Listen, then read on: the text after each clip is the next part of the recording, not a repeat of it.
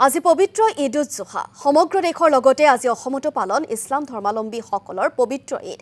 ঈদৰ সমূহীয়া নামাজত অংশগ্ৰহণ কৰি সকলোৱে নিজৰ লগতে সমাজৰ মংগল কামনা কৰে। গোলাঘাটৰ ঈদগাহ ময়দানতো সমূহীয়া নামাজত অংশগ্ৰহণ কৰে বহু লোকে। কেৱল গোলাঘাট বুলিয়ে নহয়, ৰাজ্যৰ বিভিন্ন প্ৰান্তৰ পৰা আমি পৰিৱেশ আপোনালোকক দেখুৱাইছিলোঁ।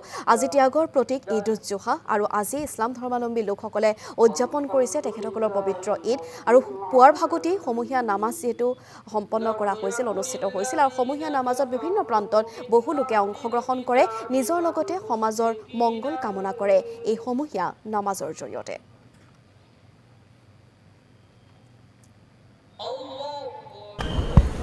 আঞ্জুমানে নগাঁও টাউন ঈদগাহ কমিটি এখন ঐতিহাসিক কমিটি।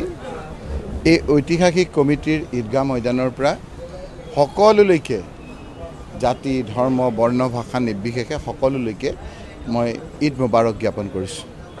ইয়াৰ যোগেদি আমাৰ মাজত যাতে আৰু অধিক মিলা প্ৰীতি বাঢ়ে, সকলোৱে যাতে সুখ শান্তিৰে থাকিব পাৰোঁ, নিজৰ ল'ৰা ছোৱালীকেইটা লৈ ভয় ভীতি নোহোৱা এটা পৰিৱেশত যাতে আমি থাকিব পাৰোঁ, আজি সমূহীয়া হিচাপে আমি মহান আল্লাহ তাআলাৰ ওচৰত সেইটোকে মুনাজাত কৰি আল্লাহ তাআলাৰ ওচৰত আৰজ কৰিছোঁ, বিচাৰিছোঁ। আমি খুবকৈ ভাবিছিলোঁ যে এইবাৰ বৰষুণ দি আছে নেৰানেপেৰা, আমি সমূহীয়া সেই নামাজ আমি পঢ়িব পাৰিম নে নোৱাৰিম।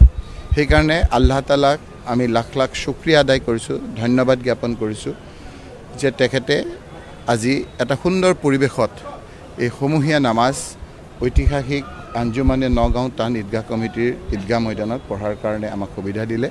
আপোনালোকৰ জৰিয়তে সকলোলৈকে, সাংবাদিক বন্ধুসকলক সকলোলৈকে, জাতি ধৰ্ম বৰ্ণ ভাষা নিৰ্বিশেষে সকলোলৈকে পুনৰবাৰ এই ঐতিহাসিক ঈদগাহ ময়দানৰ পৰা ঈদ মুবাৰক জ্ঞাপন কৰিছোঁ।